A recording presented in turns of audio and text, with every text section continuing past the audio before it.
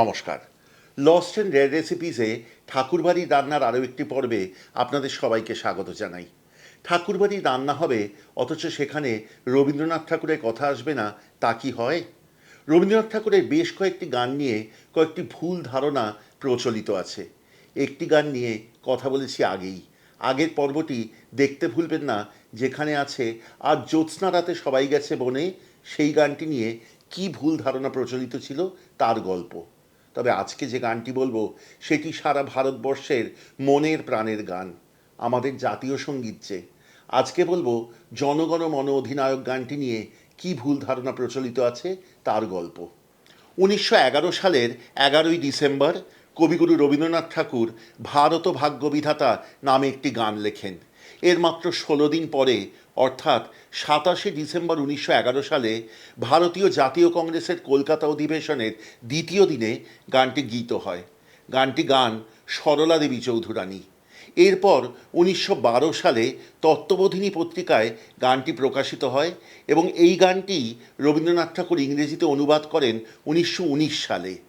সরলা দেবী চৌধুরানী ছিলেন রবীন্দ্রনাথ ঠাকুরের নিজের ভাগ্নী। এছাড়াও তিনি ছিলেন বিখ্যাত শিক্ষাবিদ এবং বিশিষ্ট স্বাধীনতা সংগ্রামী। বেথুন কলেজ থেকে ইংরেজি সাহিত্যে তিনি প্রথম স্থান অধিকার করে বিএ পাশ করেন। সরলা দেবী চৌধুরানী গানটি গাওয়ার অনেক পরে 1950 সালের 24শে জানুয়ারি এই গানটির প্রথম স্তবকটি ভারতের জাতীয় সঙ্গীত হিসেবে গৃহীত হয়। গানটির নাম হয় জনগণ মন অধিনায়ক।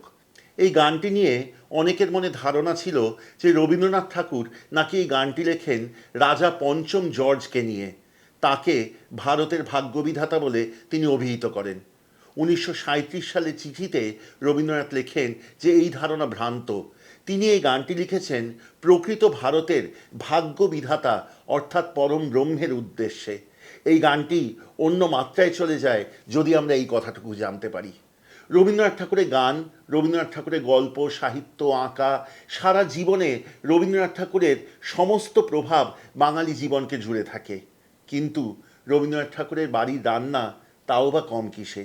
আজকে ঠাকুরবাড়ির রান্নায় আমরা শিখব এই গরমের দিনে খাওয়ার মতো পরম সুন্দর একটি রান্না, আমশোল।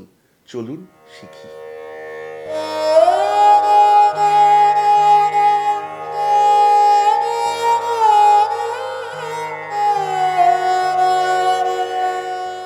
প্রথমেই বলি, আমাদের চ্যানেলে কিন্তু আগে একটি আমশোল দেখানো আছে। সেই আমশোলের সাথে কিন্তু এই আমশোলের কোনো মিল নেই। এটি অনেক বেশি সরল, সহজ, সুন্দর এবং অতীব সুস্বাদু। এই রান্নাটি আমরা পেয়েছি পূর্ণিমা ঠাকুর লিখিত এবং আনন্দ পাবলিশার্স প্রকাশিত ঠাকুরবাড়ির রান্না বইটি থেকে। এর জন্য প্রকাশক আনন্দ পাবলিশার্স প্রাইভেট লিমিটেডকে জানাই আমাদের অকুণ্ঠ ধন্যবাদ। শুরুতেই মাছের টুকরোগুলিকে নুন এবং হলুদ দিয়ে মাখিয়ে নিন।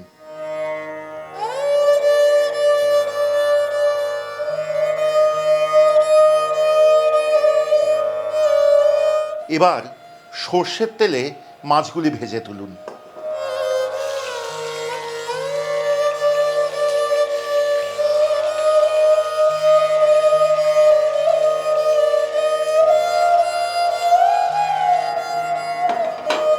এবার কড়াইয়ে অবশিষ্ট তেলে দিন খানিকটা পাঁচফোড়ন।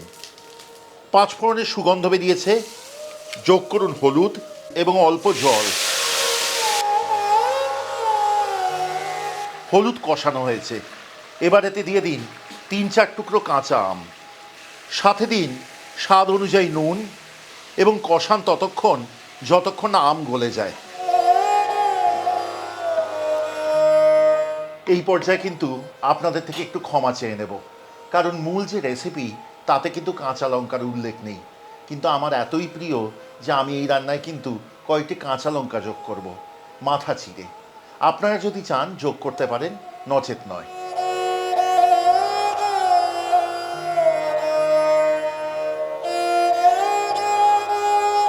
কিছুক্ষণের মধ্যেই দেখবেন আম গলে গিয়ে ঝোল ঘন হয়ে উঠেছে। এবার এতে যোগ করুন আগে থেকে ভেজে রাখা মাছগুলি, অল্প চিনি। তবে চিনি যোগ করার আগে আপনি আম কতটা টক একবার পরখ করে নেবেন এবং রান্নাটি ভালো করে মিশিয়ে নিয়ে হতে দিন নিভু আঁচে পরবর্তী 4-5 মিনিট। যখন দেখবেন তেল ভেসে উঠেছে তখন রান্নাটিতে যোগ করুন আগে থেকে ভেজে গুঁড়ো করে রাখা 5 ফোড়ন।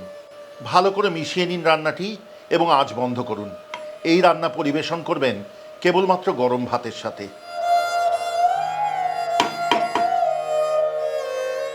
এই আমশোল কিন্তু গরমের দিনে খাবার আদর্শ একটি পদ। কেমন লাগলো আজকের পর্বটি আমাদের কমেন্টে লিখে পাঠান। যদি ভালো লাগে শেয়ার করতে ভুলবেন না এবং সাবস্ক্রাইব করে সঙ্গে থাকলে খুব আনন্দ পাবো। যদি মনে করেন আমাদের চ্যানেলের সব রান্নার নোটিফিকেশন প্রথম পৌঁছবে আপনার কাছে, তাহলে বেল আইকনটি টিপে দেবেন। আর যদি মনে করেন আমাদের সাথে যোগাযোগ করতে চান, আমাদের থেকে খাবার নিতে চেয়ে, অথবা 32 লেক প্লেসে অবস্থিত আমাদের প্রি বুকড লাউঞ্জ বুক করবার জন্য, যেখানে আমরা আপনাদেরকে পরিবেশন করব এই রকম সব রান্না, তাহলে আমাদের যোগাযোগের নম্বর রাখা রইল 6291834357। কলকাতার এই নম্বরটিতে আপনারা যোগাযোগ করবেন সোম থেকে শনিবার সকাল 11টা থেকে সন্ধ্যে 7টার মধ্যে। যদি মনে করেন আমাদের সাথে ভাগ করে নেবেন আপনাদের পারিবারিক কোনো রেসিপি অথবা পরিবারের কোনো গল্প, তাহলেও এই একই নম্বরে যোগাযোগ করবেন। আমরা কিন্তু অপেক্ষায় থাকব। এর পরের পর্বে আনবো ঠাকুরবাড়ির আরেকটি রান্না। ততদিন সবাই ভালো থাকবেন। ধন্যবাদ।